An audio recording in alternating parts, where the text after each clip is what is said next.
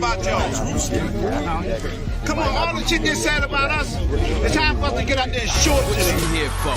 Strictly business. Yeah. You want a job or get rich? I'm bossed up. I'm bossed up. I'm bossed up. I'm bossed up. I'm bossed up. I'm bossed up. I'm bossed up. I got boss in my IV. Just check my ID, and that's why I be the HNIC. People despise me. My services ain't free. Ain't trying to hear your story, homie. Cop me, no please. In high school, corner, quarterback. Nowadays, corner, quarter sack. Keep that on the low. Rappers turning into rats. Try snitching on they self. DEA ransack.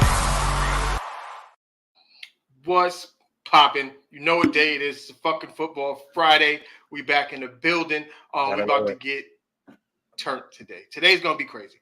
Oh yeah, today's gonna get crazy. It's gonna get nuts. We might hurt some feelings, but that's okay. Yeah, we're gonna hurt feelings, but it's all done out of love. It's all done out of love. We love and appreciate you guys. All good. Your sort of thumbnail. You know we're gonna get into Shaq and Uncle Shannon. Today we're gonna get into some code switching, but you know how we like to start the show off. You know, football news is kind of slow, so we want to, get on some trending topics. Mix up the content a little bit. Mix it up a little bit before we get to the meat and potatoes of why we're here. I want to say, even though I said we're going to get to trending topics, and I do also want to get into this rookie class. I love this rookie class. This rookie class is lit. I'm not going to lie to you. Keon Coleman is becoming one of my favorite people. No, quite literally. Keon Coleman, they asked him about, reaching out to Andre Reed. And we've had this conversation multiple times about how the younger generation does not respect those who became before them. Factually. And he touched on that. He was like, no, it was my duty to talk to Andre Reed about what I need to do to be a Buffalo Bill, to be a Buffalo Bill wide receiver, and what that means to carry on the legacy that he started. Not to say he was the only Buffalo Bill receiver, but he's the great Buffalo wide receiver. One that people think of when you think of great Buffalo Bill wide receivers, most definitely. That's big, honestly. So to hear him say that and him say the one thing that I always want young players to say is he took the time. He said, I wasn't born when he was playing, but I took the time to watch him and watch his film and what he did as a Buffalo Bill. And that's all, most of us have been saying is like, don't use the excuse that you weren't born when that person was playing. Facts.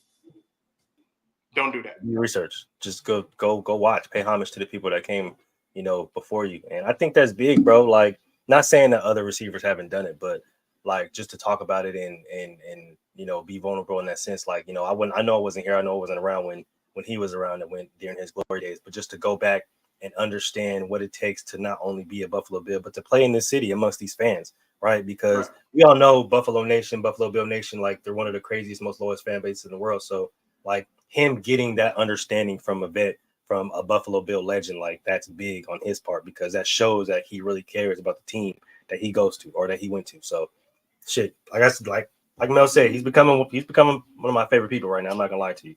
I really like this NFL, this rookie class. They're gonna be different. I think this class is gonna be special. This class is gonna be special. They're gonna be funny for sure. That's for damn sure. They're gonna be hilarious. Definitely. For surely entertaining. Like if anything, they're going to be entertaining. Yes. I've talked about how Caleb he's won me over and he hasn't touched an NFL field yet. Like just his personality is crazy. Like he really turned me he flipped me from one side to the other on him. Like, and no diddy. My boy Caleb. He did it. Personality, he did it. I like what I seen from him. So Chicago Bear fans, I take back what I said earlier about wishing y'all bad luck. I want Caleb to be successful. I want it to happen. I want the Bears to be successful. As every time he scores, he hit the. Yeah, I need that every time. I'm gonna do it every time. I asked you, do you get into the reaction world? Because when I'm on YouTube, I love watching reactors. I love watching how they break down mostly like rap reactors, Most definitely. right? So I got my favorites, you know, No Life Shaq. I was there before he blew up. Stevie Knight, Knox Hill, um, Crypt, who else? I fuck with Cliff Crip. Beats, Cliff Beats, um, Screwface John. Like those are the ones. Those are my go-tos. I'm always watching. So apparently, this Kendrick and Drake beef has trickled down to the YouTube streets, and so we got YouTubers throwing diss tracks at each other. It's crazy. It's dope. It's dope stuff. You know, Screwface and Knox going back and forth. It's amazing. It's really dope. If you know Screwface and you know Knox, they both get it in as far as this rap thing goes. But Screwface kind of messed himself up. You know, he did. He did. Like I'm a rapper, so you can't, you can't have them, gum bars and it's just popping. You know what I mean? And you from Nebraska, dog. Like you can't be the illest nigga in Nebraska. If you watch Belly, you know what I'm talking about. Not to say you can't. Nigga in Nebraska, no way. It's not to say there aren't dudes that get it in Nebraska. It just sounds nuts. They don't got hoods in the hills and in the snowy lands in Nebraska. They got them. I'm pretty sure they do. But you sound crazy when you talking. You getting. But then to say, but the thing about it is with him and Knox is that Knox is a white dude, right? But Knox grew up in Maryland, in PG County. Now, if you grew up, Suitland, I used to live out there. Like I know how they get down in Maryland like that. Like so, where Knox is from in PG County, they about that, like a lot. Like so, for him to be a rapper from PG County, hey, like I said, I'm just saying, I grew up. I didn't say I grew up, but I did a lot of my time from 17 to like 29 in the DMV, from Silver Spring, Montgomery County, Suitland, Northeast DC. I was in Southern Maryland, out there in Waldorf and La Plata, Indian Head. I was all around that spot, so I know what they do. So you was hearing a whole bunch of I'm from the Avenue, stupid.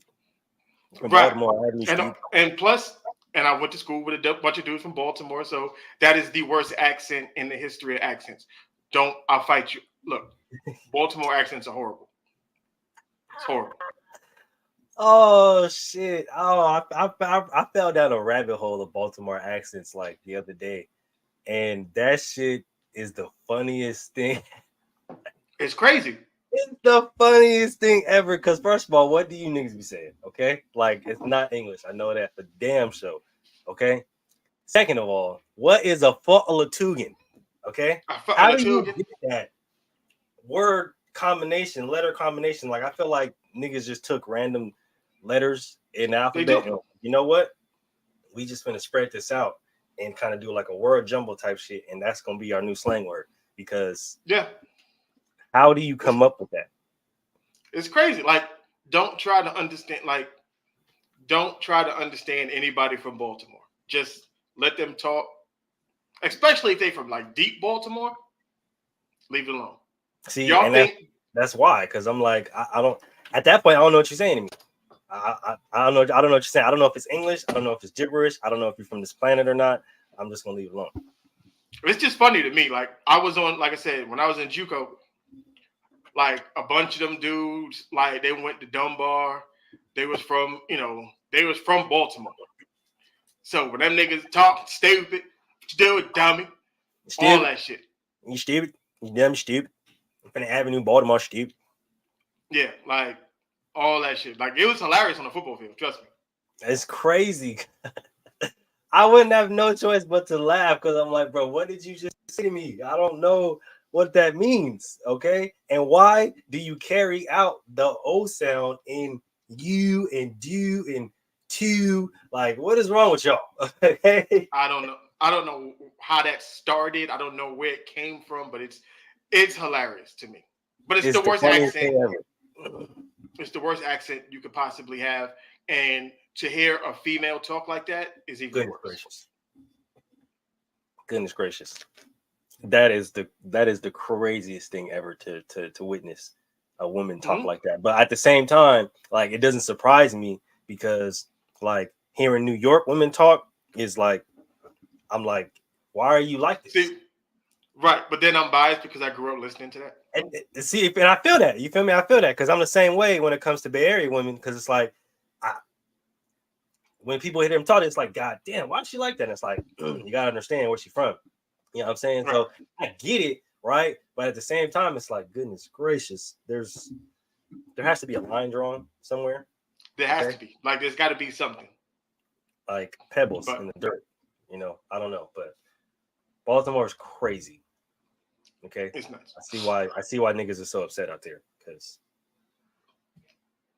who do you think is the best rapper / basketball player?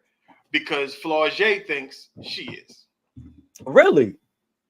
I'm not gonna lie to you, Flau'jae. She really she go crazy on the mic. Like, they better stop playing with her. She really be talking her shit on the mic. But the best rap, in my opinion, I don't know.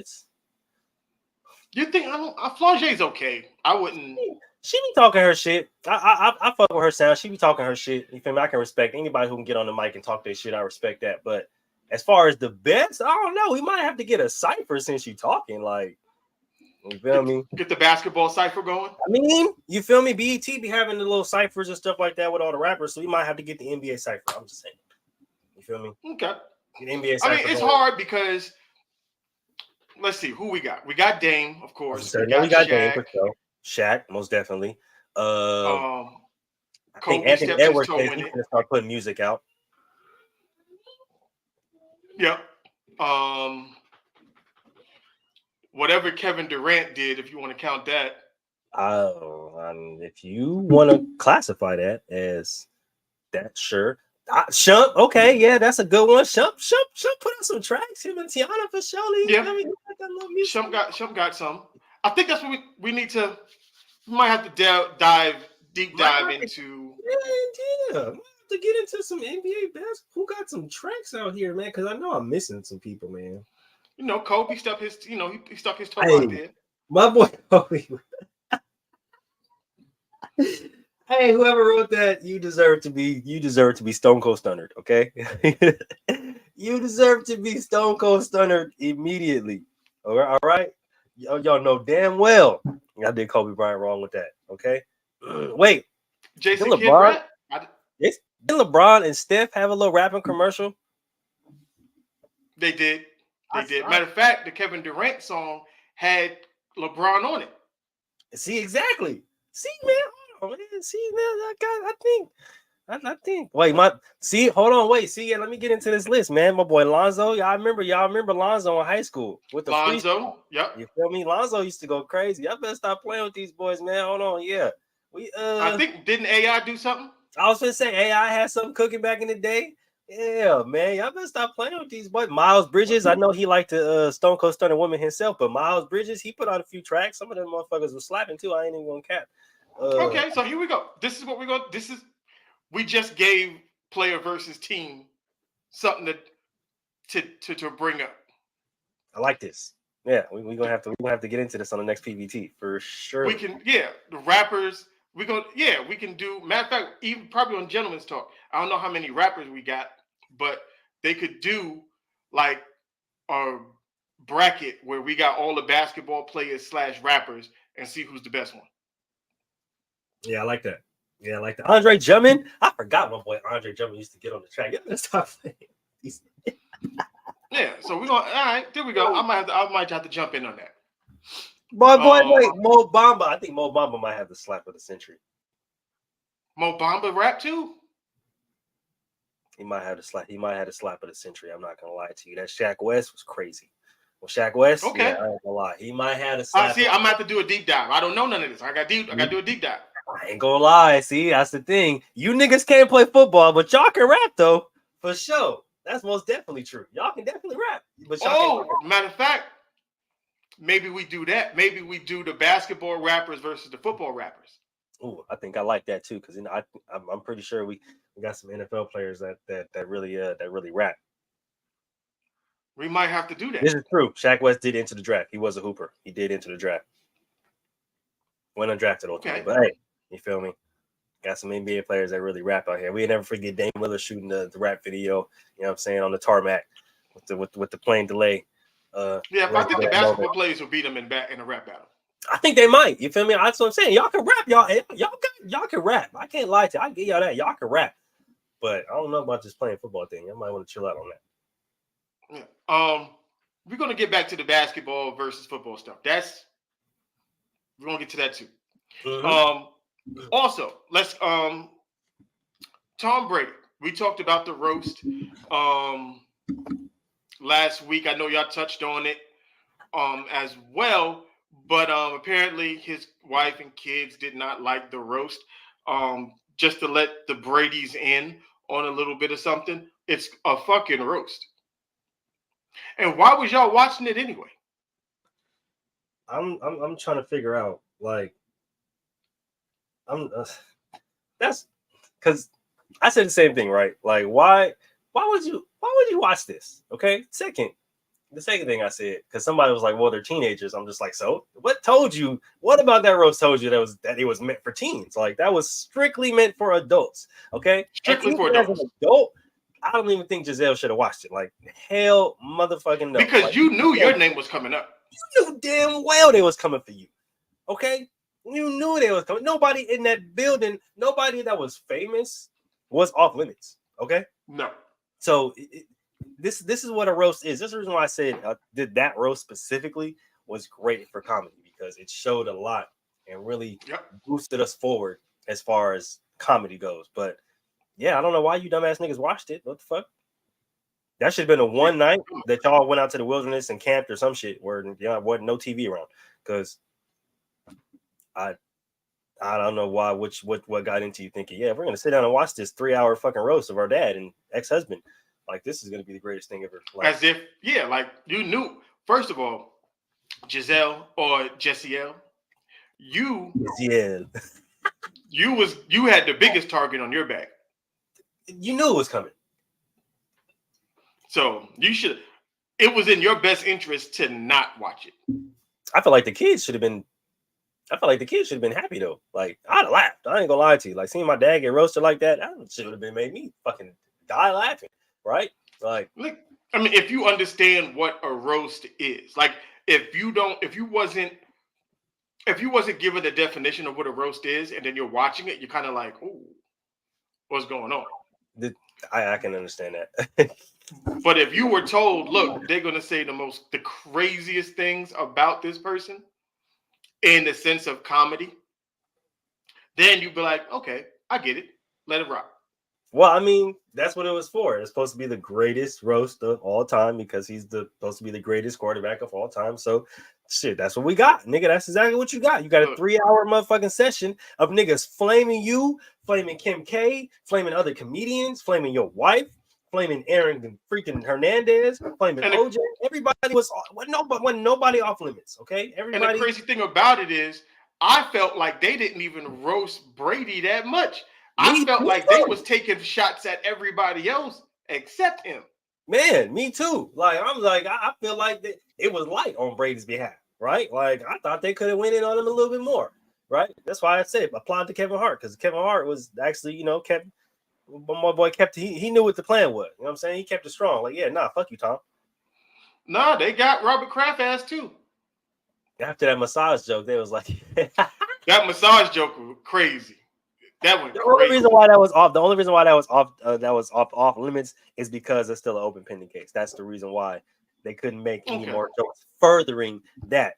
But yeah, no, they had them, and they had according to Nikki, they had him in the chamber, but they had to scrap a lot of the Robert Kraft massage jokes because it is an open pending case. So yeah, but they was tap dancing on that line. They was tap dancing on that line. it was for they was for surely habitual line stepping. Like, yeah, nah, we over this motherfucker for sure. Yeah. So anyway, I didn't care too much about it. It was what it was. I thought it was dope. I wouldn't let my kids watch it if I knew it was going to be a roast. Especially put like this: at you once Kevin Hart got off when he was getting off in the beginning, you should have been like, yeah, this not for y'all. I'm trying. Okay, first of all, parents, do not let your kids under 18 watch anything that has roast, Comedy Central, whatever the case may be, stand-up comedy, anything. Okay, because I got 3 kids and all 3 of them went in another room. Okay. Yeah. You gotta go in another room. This ain't for y'all. Okay, this ain't for y'all. No, we're not finna sit down. This is not family movie night. No, this is adult time. Y'all go in the room. Okay, because there's no way with how vulgar that. Yeah, no, there's no way. Yeah. After the first 10 minutes, you'd have been like, nope, forget that. Yeah, no. As soon as Kevin Hart came on there and said the first bitch, I said, yeah, no, nope. That's it. It's over. Every single child under the age of 18, you have to go right now because there's no way you're in this room right now because this is not going to be good. I seen Andrew Schultz in the building. I knew it wasn't going to be a good day, right? I knew it was going to be great, but I knew at the same time, like, yeah, no, there should be nobody under the age of 18 here because this isn't going to be pretty. Let's get to some goofiness. You shared this on Facebook, and we kind of talked about it a little bit. I said we was gonna get back to the NFL versus the NBA stuff. Most definitely.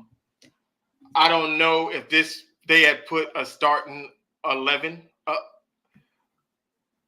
and offense and defense of what the NBA would what they thought who could play in the NFL based off this doofy shit. Yeah, no, I'm assuming that's what they rocking with. That's what they rocking with. Okay. You want to do the offense first or the defense first? I think we got to do the offense first. You want to? I feel like the offense was the most ridiculous. And I would want to save that one for last. But let's do offense first. Yeah, no, the only reason why I say that because his defense really got me fucked up. But no, we can go. All right. We do the offense first. Who the fuck was that playing tailback? That's De'Aaron Fox. That's De'Aaron Fox? De'Aaron Fox. Okay, so he dies. Okay. That's crazy. Like, De'Aaron, I love you. Okay, I'm in Sac. All right, I see you all the time downtown. You know what I'm saying, brother? You don't belong nowhere near a backfield. Okay, you are very, very quick, very agile. I will admit, but football is a different game. Okay, there's no motherfucking way. There's no way. Yeah, no, you're absolutely okay. You get obliterated, and it happens very fast. Oh yeah, Russell Westbrook is going to pick you up like this and throw you back in the backfield. That's what's going to happen. Russell Westbrook at fullback. It's crazy. Wild. That is crazy. That is. I don't even know what to do with that. I really don't. Put a hole and meet Fred Warner, Devin White. He's gonna meet freaking like what are you? What do you do with that? I don't care how fast you are. There's no way you finna run full speed at another 245, damn near 250-pound man. They're running 4.5, 4.3, and he's running full speed at you because you gotta. Like there's decisions that have to be made here, okay?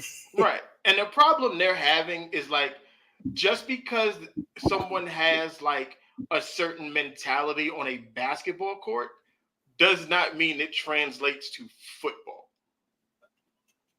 This is not how that works. It's not how it works. I'm sorry. And the offensive line is ridiculous. Okay. It's ignorant. So is that Boban? Who's the offensive tackle? Boban Bogdanovic. Right. That's crazy. Tackle. He got the worst feet for offensive tackle. I don't know what you think he's going to do. That's left tackle too. That's the blind side. Bro. Then you got I don't know none of these niggas.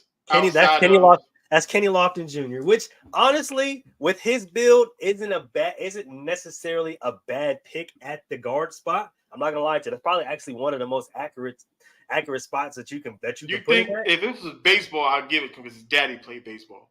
Dad to play baseball, but he's a bigger body type of kid, type of build, right? I think he's 6'6", 6'7", like 265, 270 around there. He's a bigger body type kid and can move. So that's what I'm saying. Putting him at guard, all right, I can see that. I might rock with that a little bit. I can understand that. Whoever picked that, I give you your props for that. I ain't gonna lie to you. That was really good scouting right there. But Yusuf Nurkic at center is crazy. That's crazy. And I'm saving the craziest one for last. Because this nigga can't even play defense or isn't even physical in his own league against centers. He can't play center in the league he's a center at. Yeah, exactly. Like we talking about the nigga who got punched by Draymond and didn't do shit about it. You think he's gonna get punched by Noah's guard and gonna do something about it? No, sorry. No. This nigga does Steven more. Adams at the other guard. He has more block. Like Yusuf Nurkic has more blocks on Twitter than he does in the NBA. Like, That's just tell you something right there. Steven Adams crazy. I get it.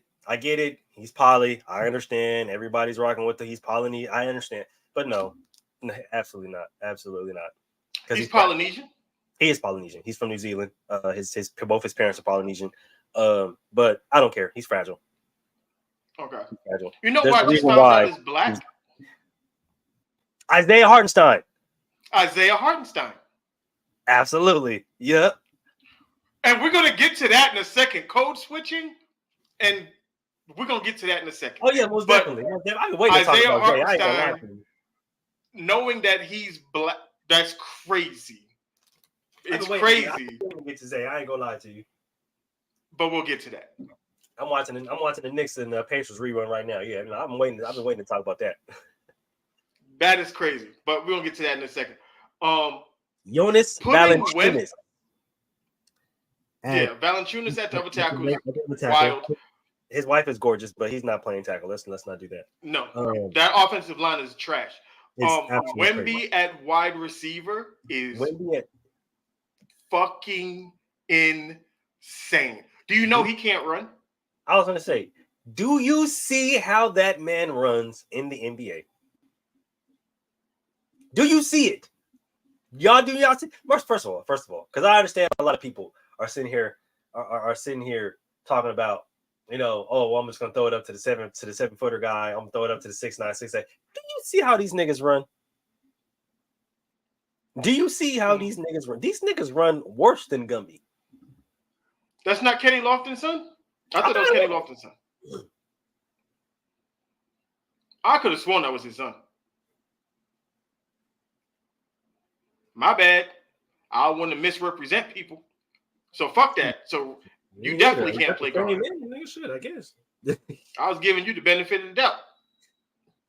Right, shoot. I got the same name. Shoot. How many Kenny Loftons are there out there? Right, shoot. Who's Kenny Lofton Sr.? What the heck? I don't know. Shoot. Oh yeah, hold on. Rumors of his father being professional baseball player Kenny Lofton are false. Kenneth Sr. served in the military and worked for the U.S. Postal Service for 18 years. Oh, okay. So maybe not. All right. Oh, so you are you're the son of the postal worker. Yeah, most definitely. Okay, for sure. Okay, well, makes sense. All right, well, for sure. I mean, it's still not a bad spot for him. He is pretty solid. I was giving him benefit of he might be a little more athletic but 6'6", 275, I can work with that. As far as putting him at tackle, I can work with that. You know what I'm saying? As long as your feet, right? As long as you got some good feet and you're not, a bitch. Hey, shit. I just need you to get in there, put your nose in the dirt, and put somebody else's nose in the dirt. That's it. I'm saying as my guard and maybe pull a little bit. That's it. And he can run, obviously. Right. So yeah, that's a pretty solid spot. But Wemby and LeBron at tight end, I don't care. No, because LeBron has to come across the middle if he's playing tight end, and we all know he's not doing that. LeBron He played football his 9th grade year of high school. Let's talk about that real quick, Mel. Let's talk about this real quick, dog. Everybody wants to say, "Oh, LeBron would be great. He's 6'8" and he played football in high school." This nigga, you want to know what happened with LeBron in football, right? Because he actually wanted to play football over basketball. Do you want to know why he did not? This nigga got punked by his friends, a whole bunch of niggas smaller and shorter than him, and they basically said, "If you don't come play basketball, we gonna beat you up." And that nigga said, "All right, I'm gonna come play basketball. I'm gonna come play basketball." A football player would have ran the fade and still went out on the field the next motherfucking second. Like, yeah, nigga, I just whooped somebody ass. They thought I wasn't gonna come out here on the field. Ran the whole fade.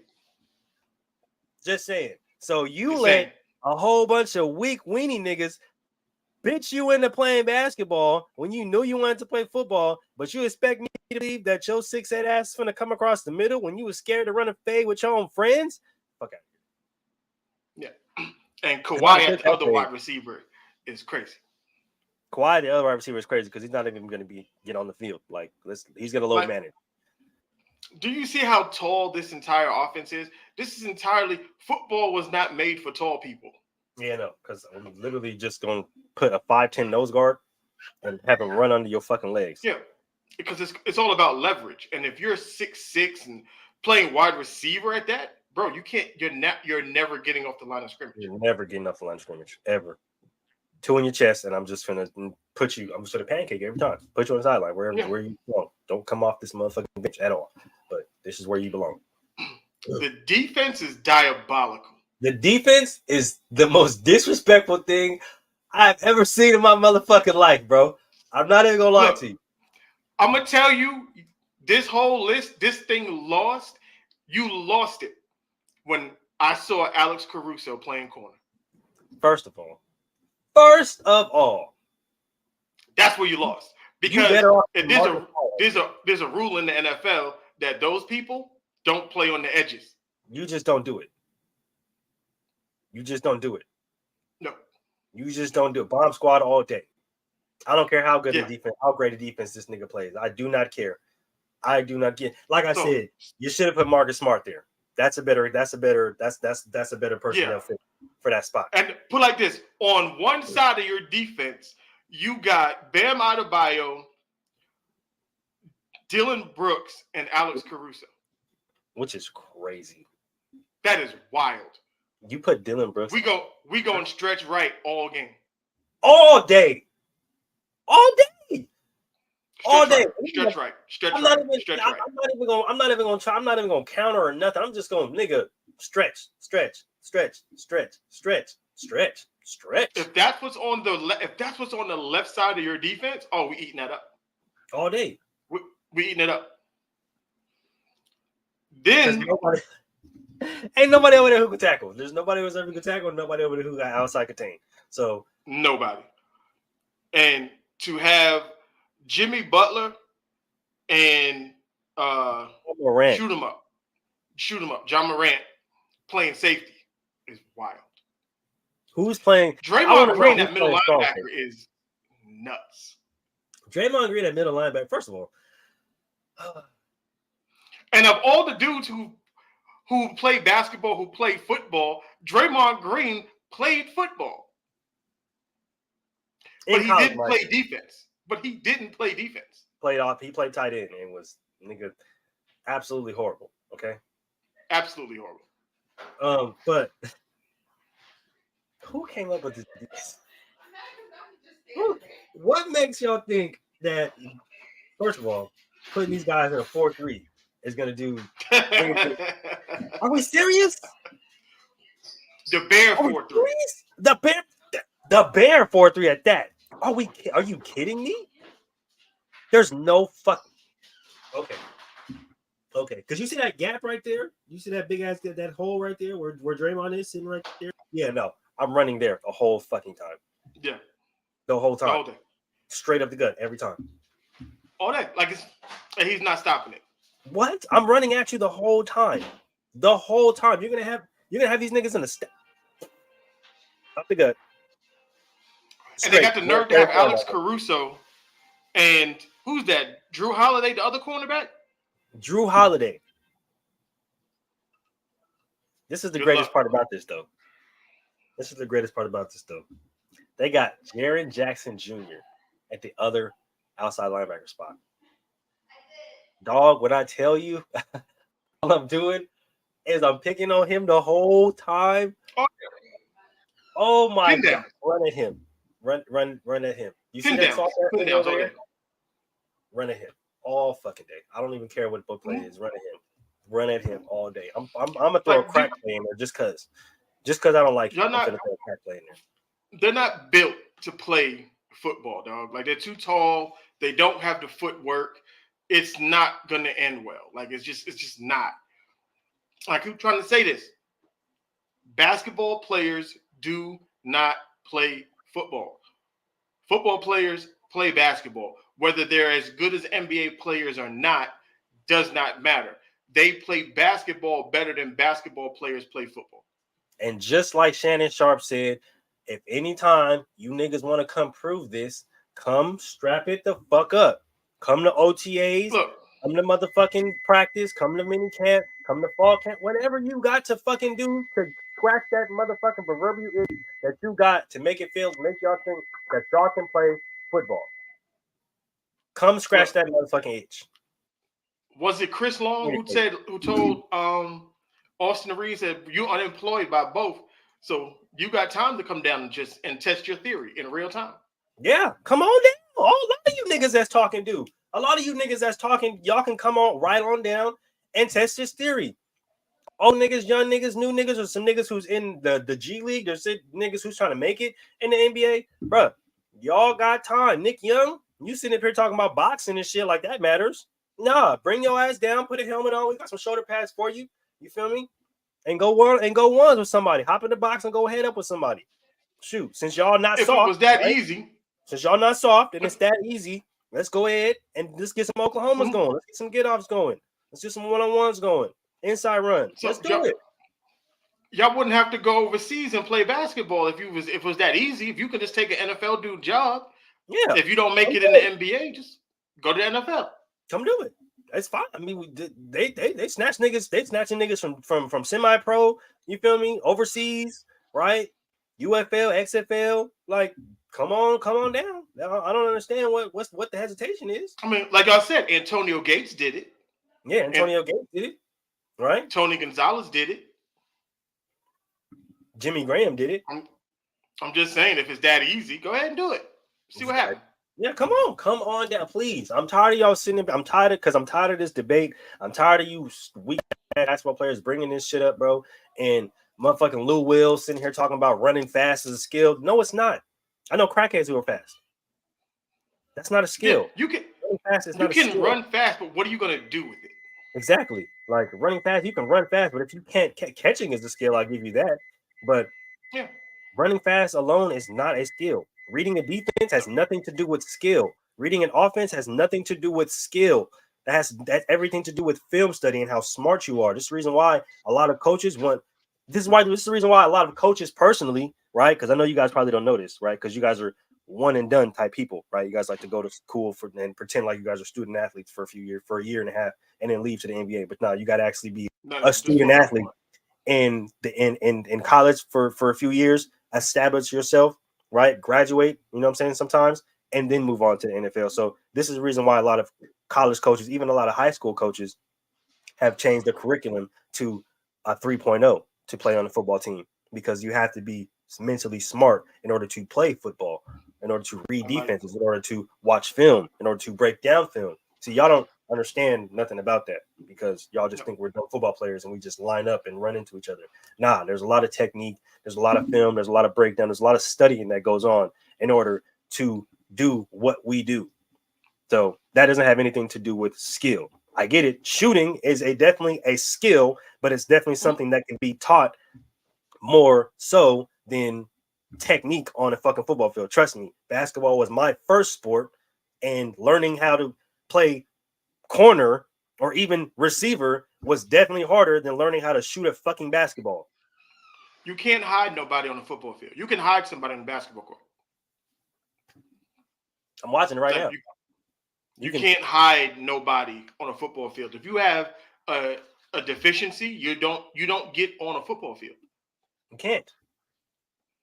because you're going to cause somebody. You're going to put someone else in a bad situation. Cost your team the game. So Play. Like if a dude don't play defense, you can hide him on a basketball court. A cornerback that can't tackle or can't cover, you can't hide him. They're going right at his ass. Every They're going time. right at him. The only way you hide him is if you put him on the bench because he doesn't play. That's it. We'll take Washington. We'll take the dude that they drafted last year, Forbes. And I said it when they drafted him. He's 160-something pounds. You can't have a 160-pound corner on a football field. It does not work. And what happened? The second he got on the field, they picked on him until he found his ass on the bench.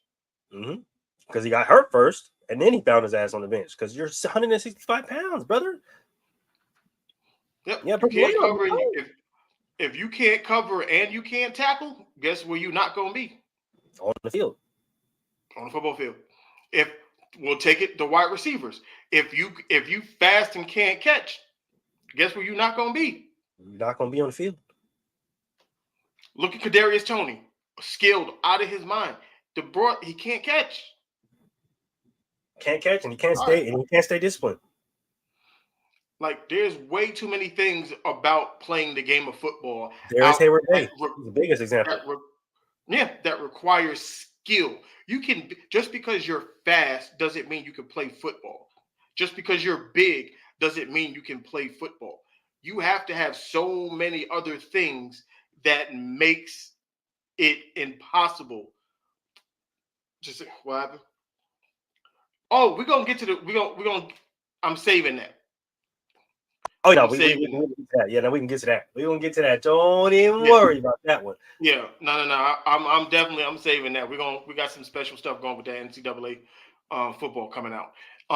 But yeah, like with basketball, what do they say? You can't teach height. So if you're tall, they'll figure it out. They can find something for you to do on a basketball court if you're tall. Rebound, defense, whatever the case may be. Just that doesn't work in football, dog. No, that does not work. No. Oh well, he's 6'6", 350 pounds. That don't mean he could play tackle or guard. It doesn't. Can he move backwards? Can he move lateral? Can he get the technique down? Is he a bitch? Is he ferocious? Can he play can he pull? Is he athletic enough to run between some tackles, between the guard? Is he athletic enough is he coordinated enough to run between that tight space between quarterback and center when he has to pull and go between the can he do that? Can he process that shift quick enough? You know what I'm saying? Like all of that has to go within football. Right, it's not just skill that we go into because there's some people who aren't even skilled at all. But if they learn the technique and they take the time to learn the technique, guess what? That technique is going to carry them until that skill kicks in, or longer than the skill, right? Because skill tends to wear out with age, with how your body breaks down, especially playing football. But using specific techniques that we're taught throughout our ages of football, that's what keeps us thriving in the game. So why Tom Brady can play until he's 40 fucking years old? Why Aaron Rodgers can play until he's 45 fucking years old? Why all these niggas can play until because they're using the technique that's been taught to them all their whole fucking football career.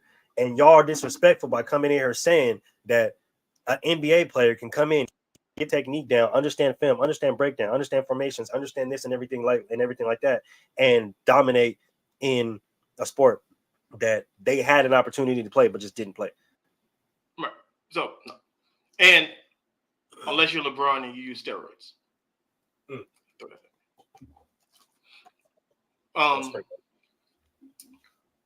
Let's get to this is kind of twofold. With Shaq and Uncle Shannon. Most definitely. So we have the beef started with Shaq's comments during the interview with Joker saying just of how dominant Shaq was and just comparing the two, whatever it may be, because Shannon, kind of questioned it a little bit about Shaq's work ethic. This is another thing that we talk about. One thing football players don't do is they don't lollygag on the football field. Practice is you can't bullshit practice in football. Ain't no loafing because that big eye in the sky don't fucking lie, nigga. Right. So Shannon called Shaq out about that. Shaq didn't like it. he shot back in multiple ways, verbally, and actually dropped a diss song, which is absolutely crazy. I hope we get a diss track from Shannon Sharp. That shit'll be fucking hilarious. So, and the second layer to this is what you saw on the thumbnail about code switching, because a lot of people they kind of took Shaq's side on this and was basically calling Shannon an Uncle Tom and all of these other things because of the way that he perceived code switching being when he was on Undisputed with the do-rags and the Black and Miles and the Hennessy. They say he was, playing a role, not being who he is as genuinely. Saying, he doesn't smoke Black and Miles, he doesn't drink Hennessy, he doesn't do all that. He was basically appropriating the culture. So I ask you, is code switching a bad thing? Is it necessary? Is it not? Where do you stand on this? Well, I mean, just like kind of how we talked about in backstage a little bit. I think everybody does it to an extent. You have to, right? Just like when you're working, right, and you have to, be professional at your job, but at the same time, like you're not going to be professional with your homies. You know what I'm saying? Like when you're out kicking it at the bar, you know what I'm saying, having a drink, whatever the case may be, right? Even if you're with your coworkers, you guys know that there's a certain etiquette that we have when it comes to being at work, to when it comes to just being around the homies, we just chilling and we just kicking and stuff like that, right? But I think everybody does it to an extent. Shit, I do it all the fucking time. Shit, when I'm talking to random ass people, right? Because I don't want to make it seem like I'm some super aggressive thug, right? Because I got fucking tattoos on my face. I'm covered in fucking tattoos, all kind of shit. My hair is fucking longer than most people, right? And I'm tall as hell. So like I try to soften my tone when I'm talking to some people so they don't perceive me as an instant threat when I walk up on them, because I understand the type of person that I am, right? Mm-hmm. People do this shit every single fucking day, and you have to. And it's just like Mel said, just like you said in backstage. It's essential for life, essential for survival, right? You have to do it. And I understand that there are some people that have to code switch to a more extreme extent, right? And we get that, but at the same time, it's like everybody has to do it. Everybody does it, but in the sense of which Shaq is talking about with Shannon, it's like him bringing the persona of what everybody feels to Undisputed is something that show obviously needed, right? It's something that TV, that America needed, right? That's the reason why people looked at him as Uncle Shay Shay. You know what I'm saying? Like, that was what I got from it as well. It's part to say it's not part of his persona when you don't know the man personally is kind of asinine to say. Like, y'all don't kick it together. You're only saying that because he didn't agree with your sentiments. Like, if that's the case, right? And I hate when people do this shit. Don't go at the man personally. Go at his take. Go at what he said, right? Mm-hmm. But don't go at him. Oh, he's not really like that. And nigga, you don't know that. Do you be with this nigga every day? Like, you don't know what this nigga do on a fucking daily basis when he kicking it and chilling at the crib, bro. So, like, for you to sit up here and say that he don't have a do-rag on and, he don't be smoking the Black and Miles, like, he may not smoke Black and Miles. I will hope he doesn't. But I'm pretty sure he enjoys a nice Cuban at some point in time. I'm pretty sure he has, because he has his own alcoholic line. He enjoys a nice drink here and there. Like, I'm pretty sure this nigga don't sit back and smoke 98 fucking cent Black and Miles when he has the money to go buy $1,000 Cuban. Like, an actual cigar. That doesn't make any fucking sense. Obviously, he's not smoking Black Miles. Duh. Like, he's not drinking Hennessy, which is a bottom tier cognac. Black people. Very bottom. Black people. But the thing about it is, remember the saying, fake it till you make it? Yeah. That's basically code switching. And Black people, that sound comes to mind all the time when I hear that, because Black people always fake it till they make it, and then when they make it, motherfuckers act like they didn't fake it till they made it, and then they try to hold other motherfuckers accountable for faking it till they make it. Like, nigga, you did the same thing. But keep going. We all do it, and it's not a bad thing. But you can't call him. You can't accuse him of code switching, but then also say we want more representation on TV because he gave it to you. How you view yourself, Shannon gave it to you. Mm-hmm. Whether he was faking it or not, it made you feel good, right? to see, no, Shannon, he pulled the Hennessy bottle out. He had the Black Mile. He had you got to see yourself, right? So now you can feel, because you tell people, you told your little kids, oh, Obama is the president, so now you get to see the black president. Yeah. We voted for him because he's black. That's exactly what niggas told me. Right. So now you got Shannon Sharp on one of the biggest shows, sports shows there is. But he's not always the buttoned up with the suit and tie. He's not, rest in peace, he's not Stuart Scott. Rest in peace, Stuart Scott. Like, he's doing it a totally different way. He's representing us, but now he's representing us the way the world would view us. And even Uncle Stu to an extent, right? Because but Scott was still buttoned up. He used the lingo. Used the lingo, but he didn't look it. He didn't have the do-rag. He didn't have do-rag, and he didn't have all the. He wasn't the. You know what I'm saying? But the thing that was different, right? Or the thing that brings these two characters, these two personas together, is they don't have to be like that all the time. You know what I'm saying? Like, who says you gotta be like the do-rag person? Like, you don't gotta be like that all the damn time, bro. Like, we understand that the flamboyant, the outspoken person that Shannon Sharp is, that's I don't know if y'all just know, y'all just catching up, but that's who Shannon Sharp has always been, even in the fucking NFL, right? I'm pretty sure if he wasn't gonna get fined for bringing alcohol and cigars on the sideline, I guarantee that nigga would do that. This is the same nigga who sat up there and called the press box like, "Hey, somebody call help, nigga. I don't know, the Vikings, whoever the fuck is playing, they need help. Nigga, call the president, call the National Guard." Because like, it's the same nigga who told his classmate in elementary school, it sounded like Johnny can't read. Like, this is Shannon.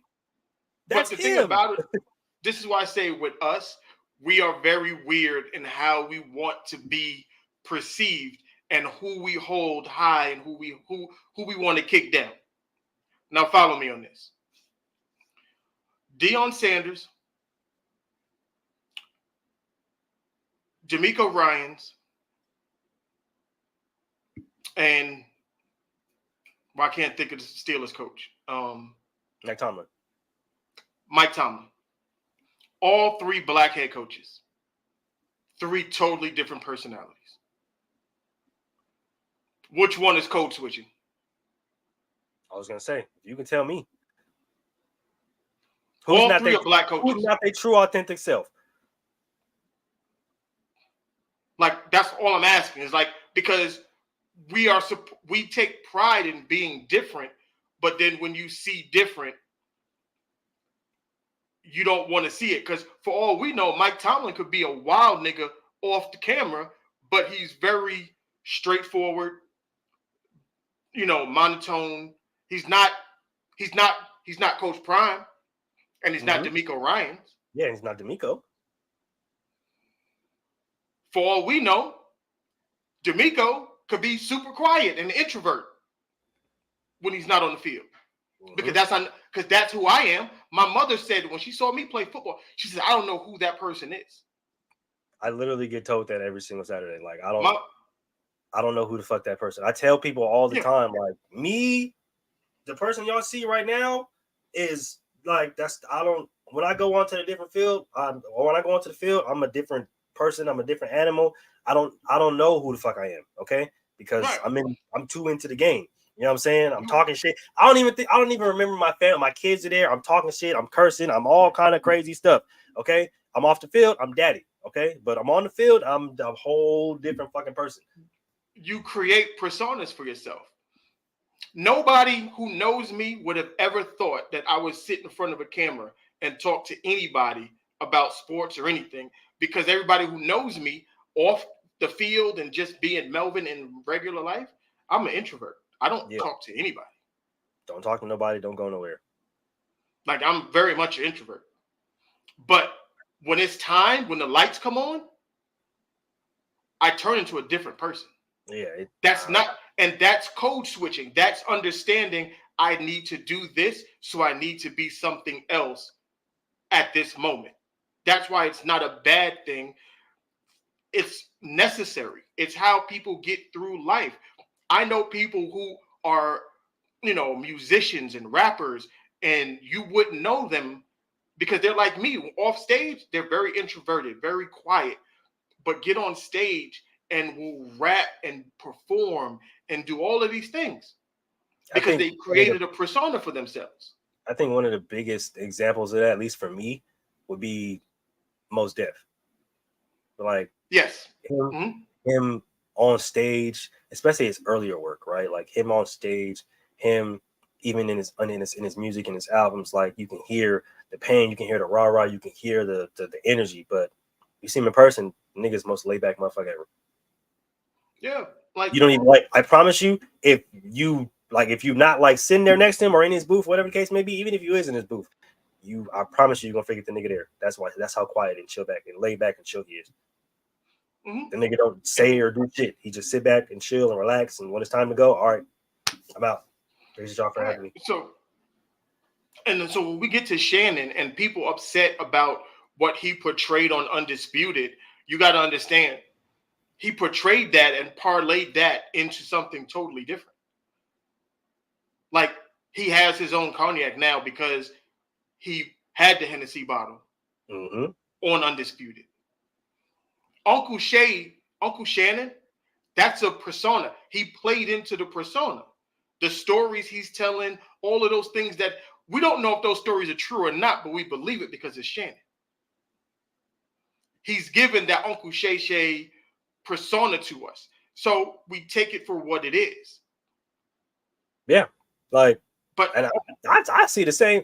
I see the same person. I ain't gonna lie to you. I see the same person from Undisputed, fucking First Take to Uncle Shay's Lounge. Like I see the same damn person.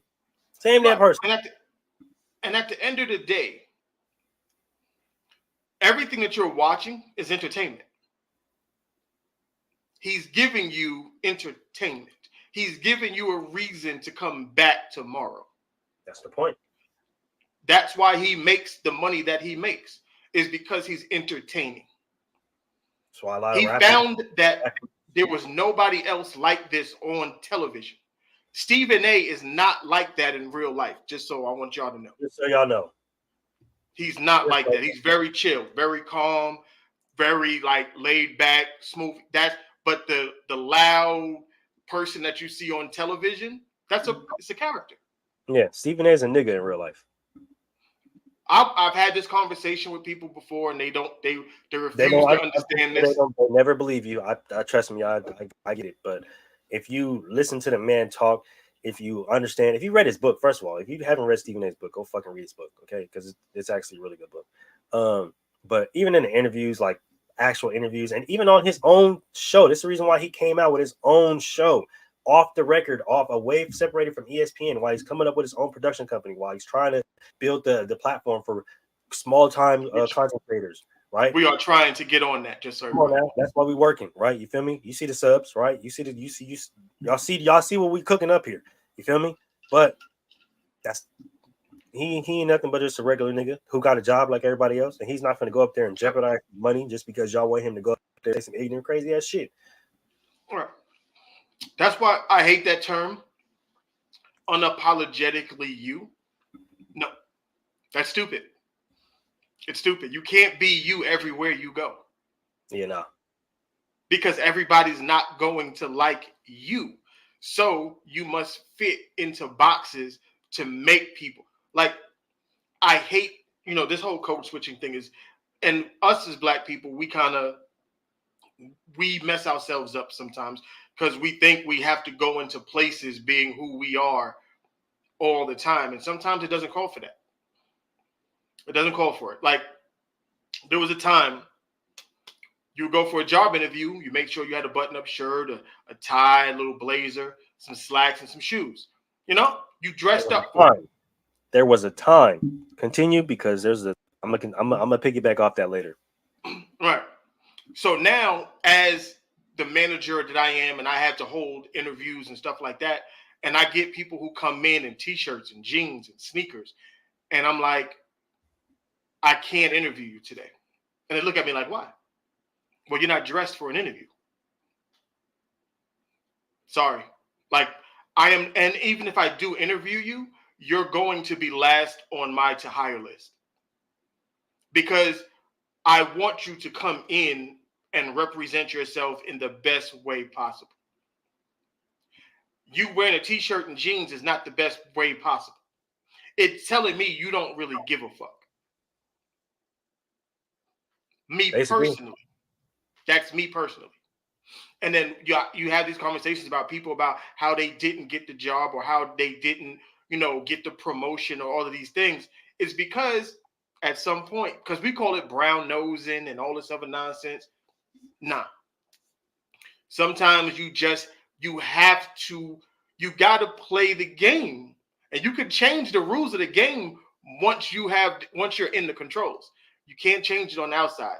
Like, it's like the Chris Brown song when he says, "How you gonna hate from the outside of the club? You can't even get in. You can't even get in." Like, you got to get in. In order for change to happen, you got to get in. And if that means you got to, play the role a little bit, it is what it is. Call it what you want. Whether it's code switching, I don't care about none of that. You don't ascend in life or in business or anything that you're doing without assimilation. You got to assimilate. And sometimes it's going to make you come out of whatever comfort zone you are in. Didn't Kevin Hart say during the roast get comfortable being uncomfortable? Mm-hmm. Okay. I just always find it interesting, right? Especially the whole unapologetically me thing, right? It's like, no, you're not, bro, because you motherfuckers are constantly apologizing for the dumb shit you guys do all the fucking time. Exactly. That's yourself, then you would never apologize for the shit that you do, right? So exactly. All that unapologetically me shit is bullshit. If you are you, right, and you stand on the type of person that you are, and you're confident in who you are, then you should be able to stand in any room while being yourself and or code switching, whatever the case may be, and it not be a problem. And that's the thing where people, that's my thing, right? Like, I'm not unapologetically me. I am me. I'm confident enough to stand and to know I can stand in any room amongst any group of crowd of people and have intellectual conversation. I can have an ignorant conversation. I can have sports conversation. I can have political conversation. It doesn't fucking matter, right? But I'm so confident in myself that I have the abilities to do this. Not a lot of people do. Oh, I'm unapologetically me, right? So if people just don't like the way I'm saying or like what I'm saying, then I'm just gonna, then I can conform and switch to how people are in that group, right? Yep. And that's the ultimate difference, right? So like, just like I tell you guys this all, I'm covered in tattoos. I got tattoos on my face, okay, neck, hands, fingers, everywhere, okay. And I've literally I've turned down jobs, okay, turned them down, all right. Just like Mel said, I've had so many job interviewees. I've had so many higher ups, general managers, CEOs literally tell me like, you're one of the most professional people we've ever interviewed. Straight up. I turned down jobs. Okay. The only reason I'm not working right now is because I broke my foot. Okay. I literally, the way my hair looks, they don't care because of my professionality, right? I come in dressed like I want the job. Okay. Like I need this job. I don't come in with the whole, I remember having an interview at Walgreens in Texas. Mind you, I turned this job down too because I got a better job. But I remember having a job interview at Walgreens in Texas. And she didn't, before she started the interview, Mel, she said, let me just thank you for coming in dressed like you actually want this job. Because the amount of times I see people come in here in sweats and sweaters and jeans and, you know what I'm saying? Like, I've never went to a job underdressed. I go to a job overdressed. Okay? First impressions are lasting impressions. It's My daughter had the exact same thing. She went for a job interview, and then a lady came out. This is when she was like 16 or 17, 16. And a lady came out, and she was like, she came up, she walked over to me. She said, thank you for bringing her here dressed for the interview. Yeah. She said, I've interviewed hundreds of people today. She's the only one that came dressed like she wanted the job. They gave her the job based off of that. Based off of that. Just based off of that. just based off how you look, how you present. Like I say, I have tattoos on my face, and I've gotten jobs just based off how I present myself. Come in suited, shirt iron, fellas, shirt ironed, shirt and pants iron, please, for goodness gracious. Please Get a iron your fucking shit. iron and iron your fucking clothes. Goodness, oh my God. Okay, Yeah. wash your ass. Do not do. That's another thing. Okay, a lot of people do not get hired off of hygiene. Okay, people don't want to be around you if you stink. Wash your Very much ass. so. Deodorant. Okay, aftershave, a little bit of cologne, not too much. Don't drown yourself in it. Okay, and go in there and you act professional, right? Look people in the eyes, shake the nice firm grip, right? Like I learned all of this. You feel me? I learned all of this, how to act and how to conduct myself in a professional setting. You know what I'm saying? So even when I see higher ups that are less professional than me, that's when I turn down jobs. So I'm like, I'm too professional to be here because I'm more professional than you, and you're interviewing me. And the total opposite of that, you see me. I'm list. I got tattoos on my arm, but you can't douse my brother for 9/11. But I am the total opposite of what you would think you would consider a thug. Yeah. But I'm good in every hood. Believe that. Everywhere I go. I'm good in every hood. Like I've traveled from New York to Philly, DC, Virginia, California, Chicago. I've been there, done that. I'm good wherever I go. Because it's not because I look the part, it's because I can talk street talk too. Yeah, like and I can go in the corporate building, and I can talk corporate with the white folks too. Yep, and I put it in one of my bars. It was like I'm good from the block to the boardroom. It doesn't matter. Like I can code switch. I can hang out with. Yeah, definitely got to cut your nails. Some of y'all niggas' nails be gross. Big one. Shave your hair. You feel me? Cut a nice little shave in your face. I'm not saying cut, but nice little shave up, touch up on the face, something. You feel me? You stay groomed up. Like the thing about there's nothing wrong with code switching. You should be able to talk to dudes on the corner and then step into a boardroom and be able to talk to the suits and ties. Yeah. You should be able to go out in a shirt, some jeans, some Timbs, you feel me, whatever the case may be, and go holler at the homies on the block. But then I got a business meeting at 5.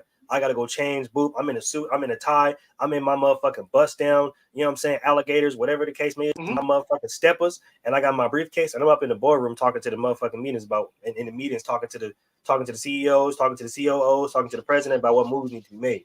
You know what I'm saying? Yep. Like, you can't do both, then you can't consider yourself successful. You can't put yourself in a successful light because there's no way that people are going to want to work with you if you can't be on the street level and connect with the street folks, but be at the higher up level, connect with the higher up folks and talk they lingo. Right. You got to be able to do bilingual. Both. Being bilingual doesn't mean I speak English and I speak Spanish.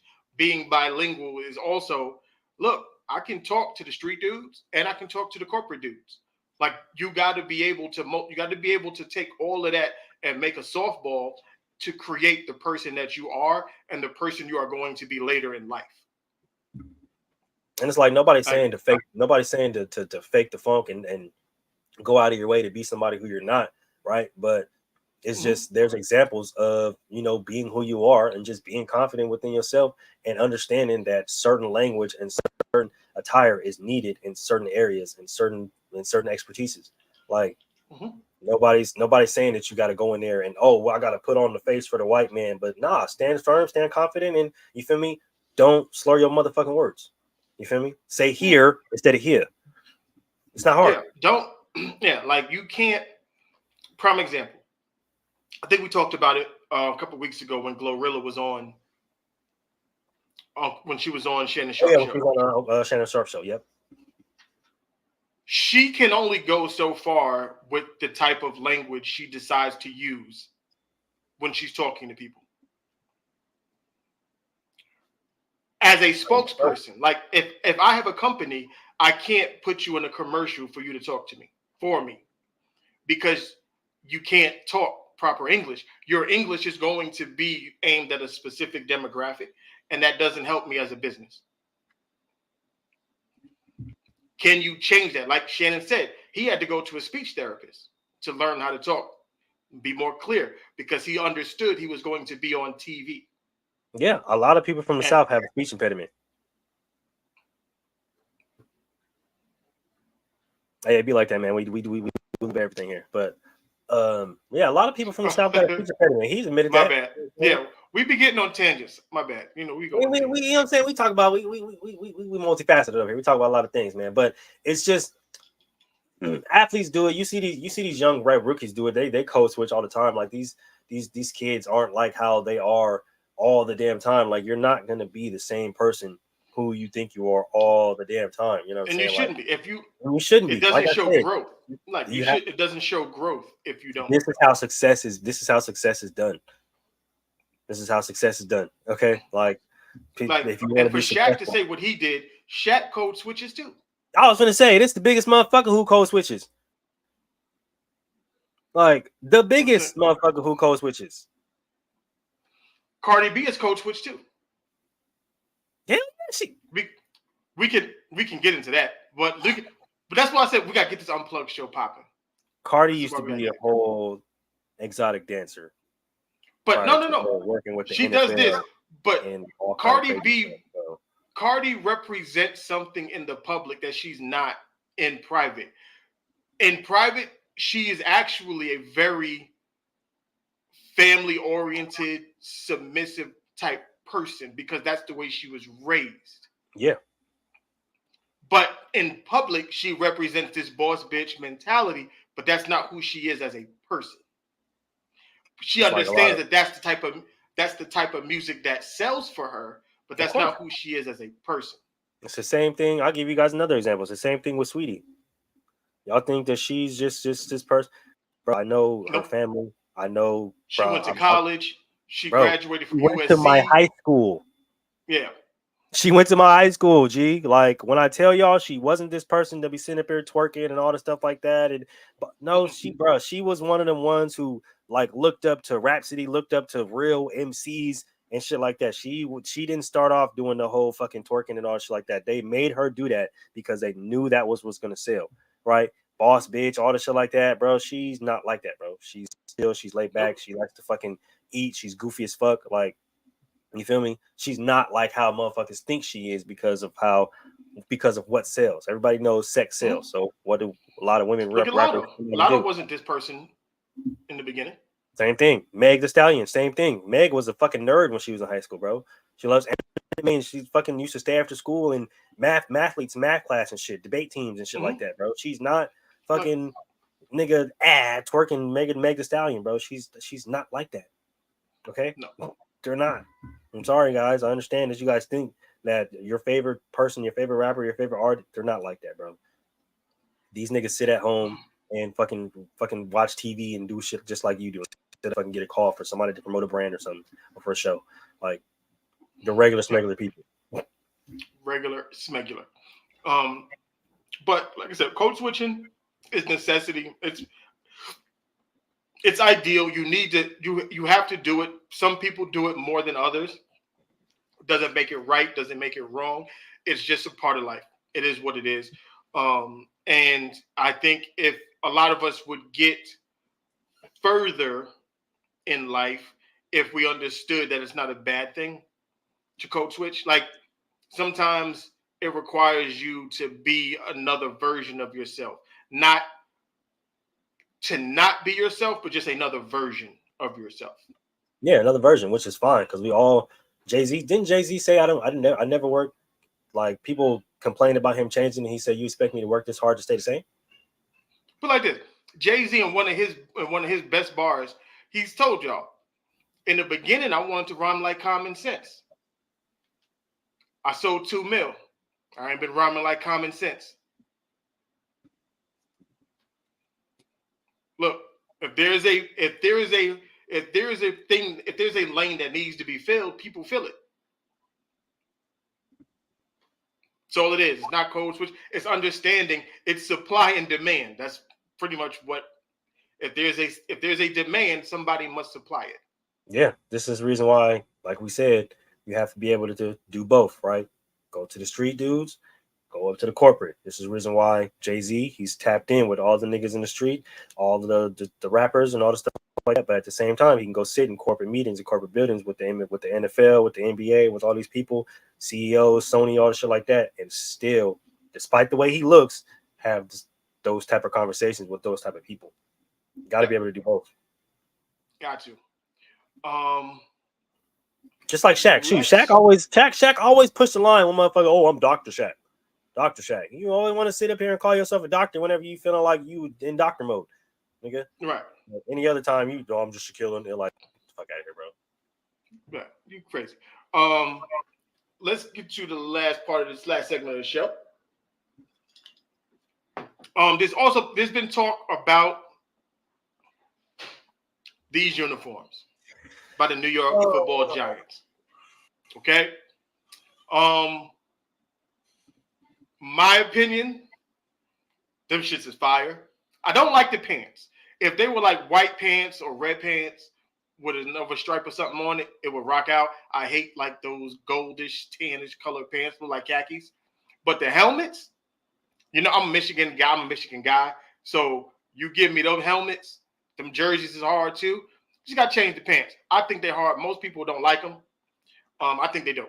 What do you think? I ain't even gonna lie to you, dog. I was solid. I was set until I seen these motherfucking pants, bro. Why the fuck would y'all do that? The pants are gross, bro. Just look at this. The pants are gross. Just look at this again. They was set, bro. It was solid. The helmet is fire. Don't get me wrong. The helmet is fire. I like it's basic, but at the same time, it's kind of complex. But why the fuck would you do that with the pants, bro? Why? I don't like the pants. You threw it all the way off the pants. Oh, and it's like it's not even white pants, like a red pants.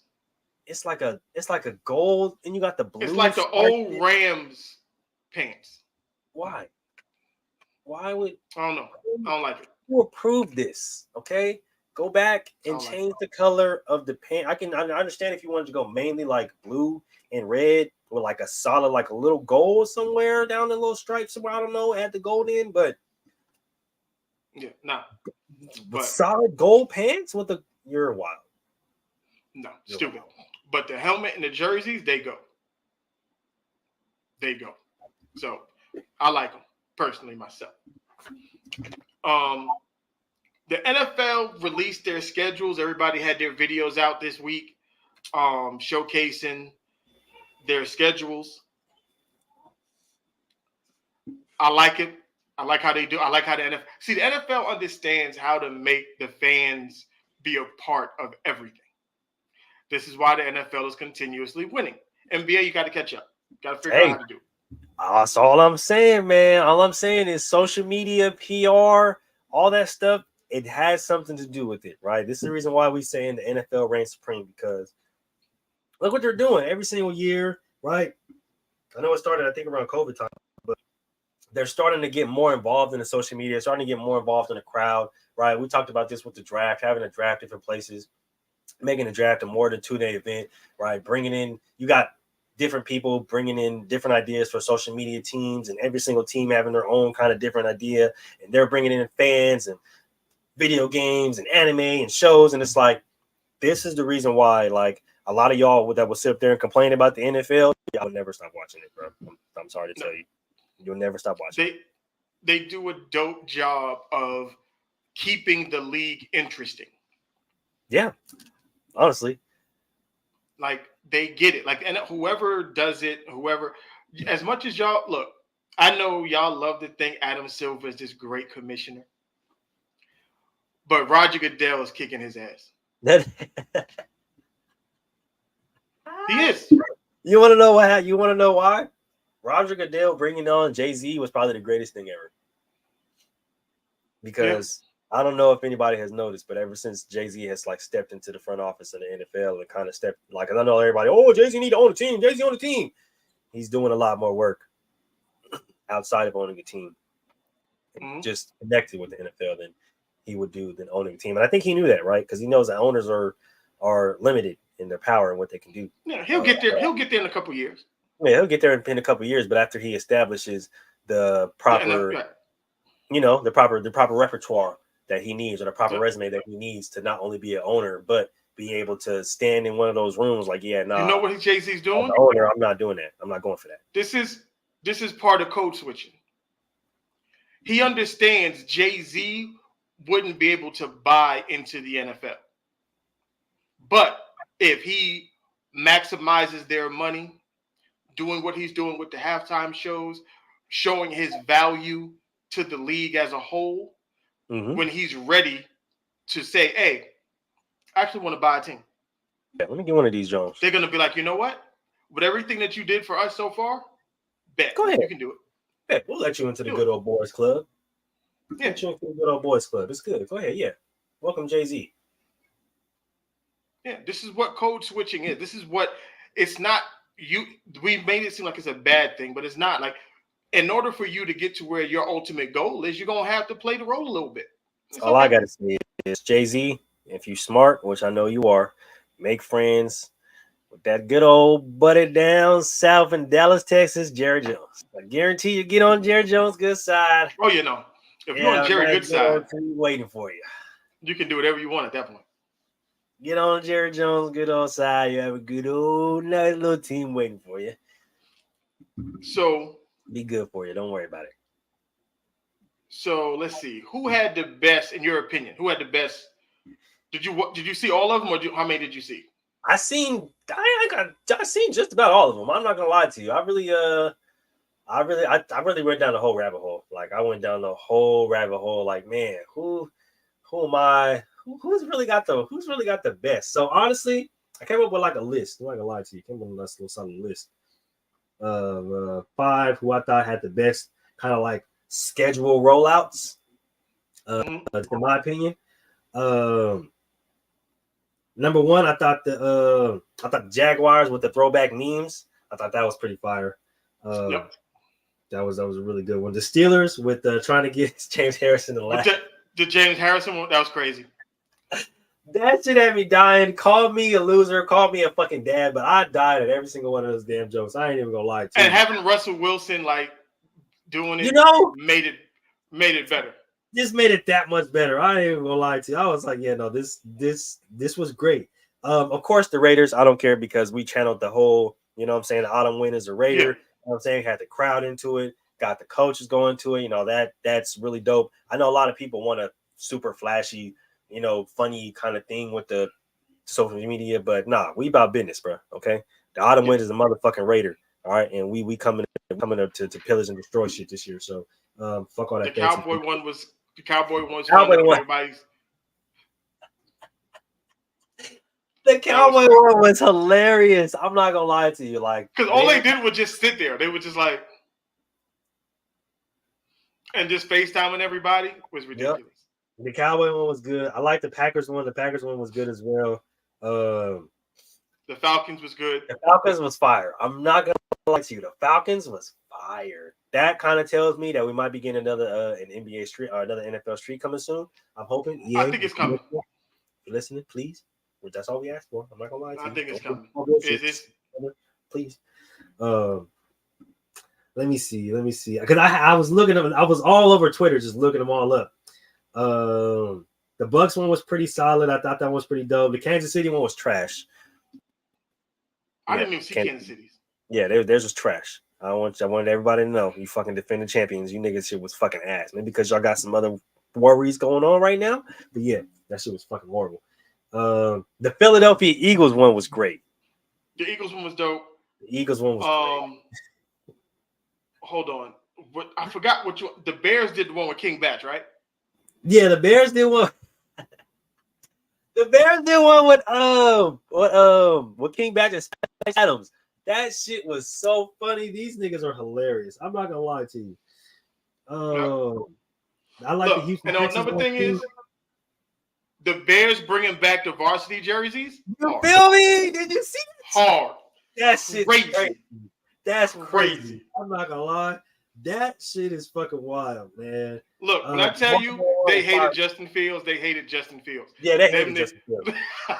Oh, they hated. You know what? To make it fair, this is a totally different front office. True. So it is a little different, but it makes me feel like they were doing none of this while he was there. They could not stand Justin Fields at all. I'm pretty sure they probably hated that light skin, and it was like, we get another light skin, so we don't even worry. We don't got to worry about it. Mm-hmm. Getting another light But skin. the Bears and are this light skin from SoCal. the Bears and the Texans they're creeping up as like my favorite teams that I really look forward to watching this year. I'm telling you, these are going to be the most entertaining teams. DJ Carrington has been fucking balling this season. Sorry, I'm watching WNBA basketball right now, but I'm excited. I'm really excited. I like the schedule rollouts. I like the videos. I like the creativity that's been going into it. I know a lot of people, want to see, some flashy stuff and some different stuff for their team and stuff like that. The Miami Dolphins one was fucking hilarious too. I know a lot of people were. Yeah. We got to talk about the Dolphins too, because I heard Tua might be getting that $200 million contract extension, which is crazy. I wouldn't do it if I was the Dolphins. I wouldn't do it. Are they going to figure something else out? Are they going to give him the Winter Soldier arm to go with it so he can actually throw? He gonna need it. He need that shit. Also heard some new. We got some news. Next week we're gonna start ramping up the football conversations.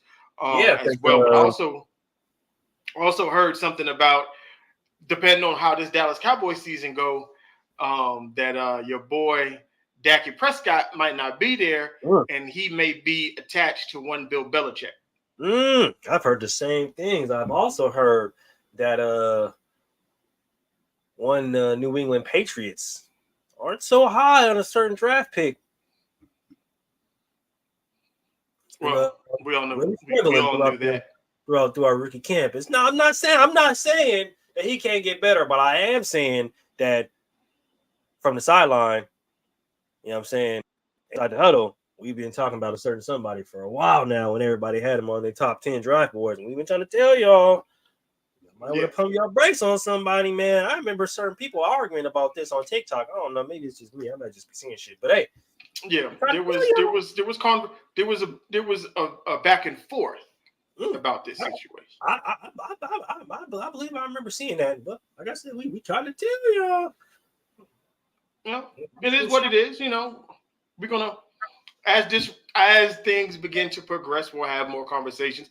Next week, we will break down the AFC East and the NFC East schedules, giving our predictions on who's going to finish where, find the wins and losses. We're gonna, how we do. We did it last year. We chopped down two divisions, an AFC division and NFC division, leading up into preseason, doing all that stuff, giving our predictions on division winners. We'll give our preseason Super Bowl picks after the schedules are done, and we have all of the records. Whatever, you mean? Yeah, and we have all our records gathered up.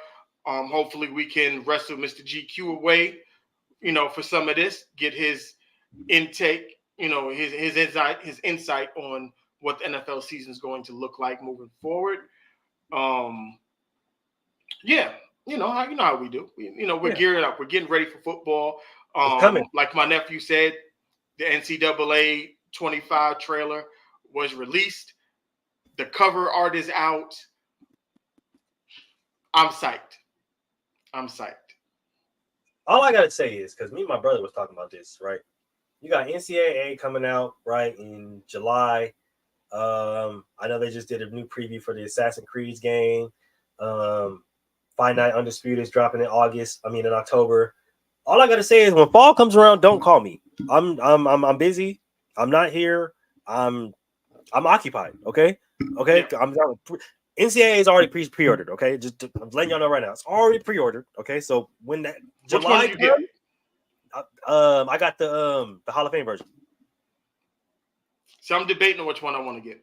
Yeah, I had to spring for it. You feel me? I'm going all the way in. Like I said, as soon as fall comes, all right, when all of these games get to trickling out and stuff like that, one by one, do not call me, okay? This goes for the friends and the homies on Facebook, because y'all know who I'm talking about. Don't call me. I'm online. That's the only place you're gonna be able to talk to me. That's the only place you're gonna be able to talk to me is online, NCAA. And you better bring the team, because I'm not talking anything else. See, that's the thing, and that's another thing for everybody watching. As this stuff happens, when NCAA comes out, when Madden comes out. Hopefully, that I know Madden's already cross-platform. We'll find out about NCAA when that comes out. Yeah, I'm catching. Look, I'm gonna be a barber. I'm taking all fades, nigga. All fades. All fade. Like okay. So it's not a game. We're gonna make sure because we got to change the our overlay, so it's gonna be a little different. Me and Ruler's gonna work on that in the next couple of weeks. We're gonna have our gamer tags on the bottom as well. So if you want to hit us up, you want to get a crack at some college football or some Madden, or if you play some Call of Duty, whatever it is, you let us know. Yeah, get this work. I skipped buying 2K this year. I'm gonna buy it next year. Don't worry about it. You feel me? But I skipped buying 2K this year. I said I'm gonna fucking buy it next year. You feel me? But if y'all want work in any of these other games, please, y'all see the socials. Go ahead, follow the socials. Reach out to us on the socials, and do not hesitate. Okay? Do not hesitate. Look, football. I love playing online. I'm always ready. You can. Yeah, I'm always ready. Okay. Always ready. So, that all being said, it's been a football Friday. It's been a football Friday. Like I said, I know we went on a little tangent in the middle, but football content is kind of slow right now, so we got to make it up. Just a little bit. We got some news coming out here and there, right? I seen that Sean Strickland, you know what I'm saying, had some things to say about Micah Parsons and him going head to head with a sumo wrestler and stuff like that, and Micah Parsons calling him out on Twitter. And honestly, I ain't gonna lie to y'all. They said for off season, y'all really owe it to Michael Parsons and these rookies, man, because they CJ Stroud and Michael Parsons been. CJ Stroud he's another one. He's another one too. Him his credit. Yes, sir. He won me over too. Like this is, I'm telling you, like I stand on business. I will always tell you when I am right and when I am wrong, and when I'm wrong, I will admit it. I was wrong about CJ Stroud. As was I. Okay. So, and here we are. Hey, and they got this NFL offseason real entertaining. It's always something to talk about, especially regards to football players, basketball players, whatever the case may be. But normally, you guys know that we kind of tend to slow down as far as topics go around this time. But they've been doing a real good job of keeping us busy, man. So we just gonna keep. Did you see the drone cam? The drone cam that they used in the UFL? Oh yeah, that shit is fire. That's just nuts. They need that in the NFL. That's crazy. Like the angles, the way it's shot through I said, oh my God. Because it followed, like after homie caught the pass, the drone was like right on his back. Right. So as he was making the moves, you get to see. That's just a totally ill camera angle. That shit was crazy. I was like, whoa, this is something I really didn't know that I needed to experience. Because that shit, and whoever was on that drone, man, your stick. You nice, because he was moving that. He was like, he was moving it. So yeah, maybe I'll see if I can find some clips of that. I'll get them together. We'll have it ready for next week. Just to talk about that just a little bit. Like Alex said, the football content's going to start gearing up as we get into, mini camps and the schedules get to popping out. So all that stuff will pick up. As that picks up, like I said, we're still in our off season, even though it's the season 2. We're still, navigating it. We didn't hit regular season yet. Mm-hmm. So we're technically in off season, so it's all good. I understand that we got some UFL, got some XFL football going on and stuff like that. But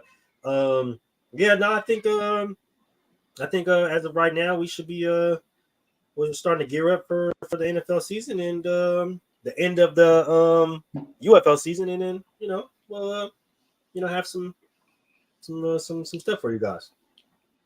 Yep. And we'll keep rocking with the trending topics. Mm-hmm. Because those are hilarious to us, and we, just add a little something, new to the show moving into season 2. Can't have too much content. We got to space it out a little bit.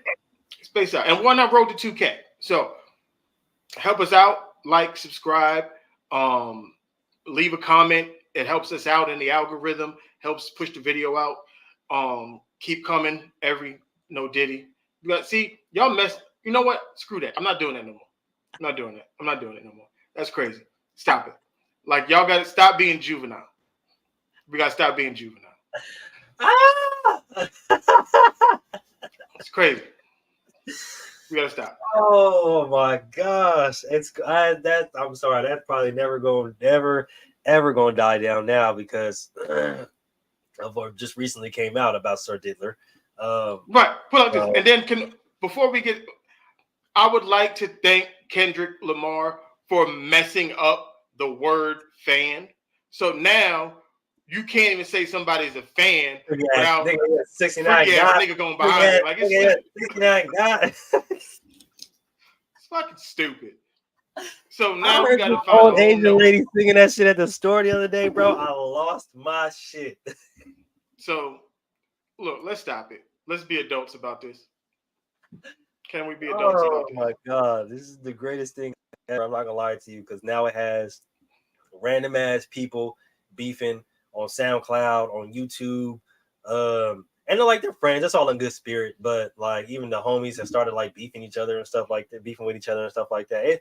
I'm not gonna lie, this is the funniest thing ever. Like this, I don't know what happened in the middle, but I'm here for this right here. Okay, Right.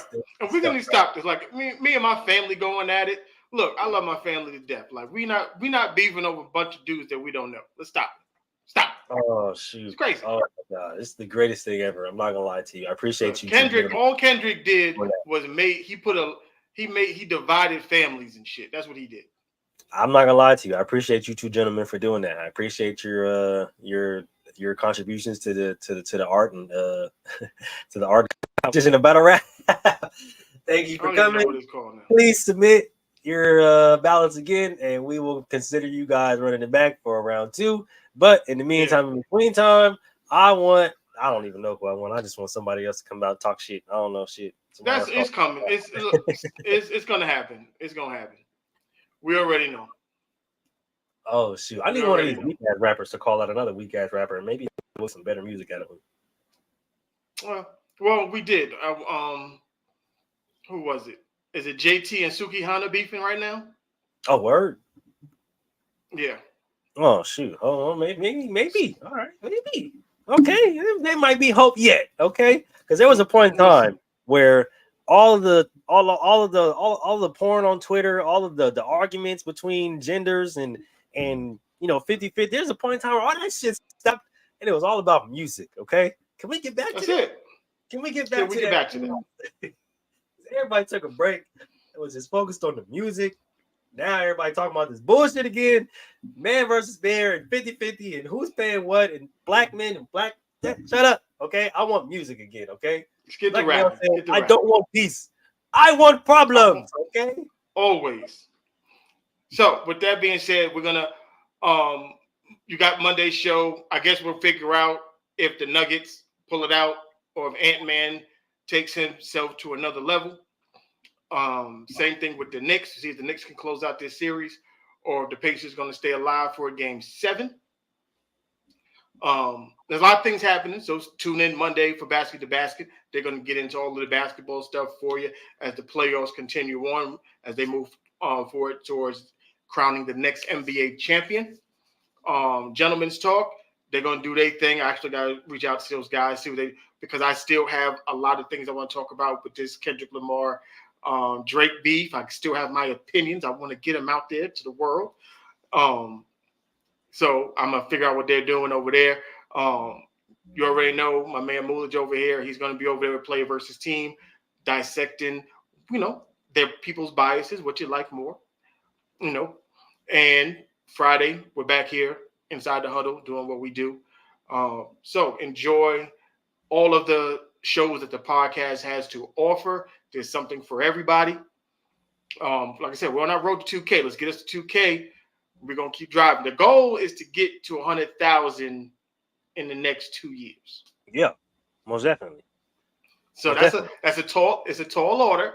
But if you're not shooting for the moon, what are you shooting for? I say, what you shooting for, man? You know what I'm saying? You know what I'm saying?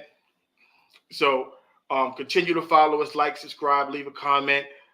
Reach out to us on all the socials, whether it's Instagram, Facebook, TikTok. Hopefully they don't shut that shit down.